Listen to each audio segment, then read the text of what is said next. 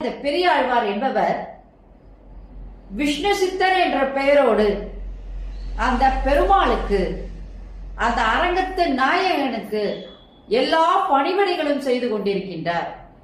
அந்த கோயிலை பெருக்கி சுத்தம் பண்றதுல இருந்து, செடிக்கெல்லாம் தண்ணி ஊத்துறதுல இருந்து, மலர்களை தொடுத்து மாலையாக்கி அந்த இறைவனுக்கு சூட்டுவது வரை அனைத்து பணிகளையுமே அந்த விஷ்ணு சித்தர் தான் செஞ்சிட்டு இருக்காரு. அதனால அந்த எல்லையில்லா அன்பு அவருக்கு யார் மேலன்னா அந்த பெருமாள் மேல. அவர் அப்படியே தன் மனசுல கொண்டு வந்து தன் உயிர் மூச்சு எல்லாமே அவர் தான் அப்படின்ற மாதிரி தான் அவர் வாழ்ந்துட்டு இருந்தார். இந்த மாதிரி அனுதினமும் அவர் என்ன பண்றாருன்னா அந்த பெருமாளுக்கு தன்னுடைய பணிகளை செய்து கொண்டே இருக்கின்றார்.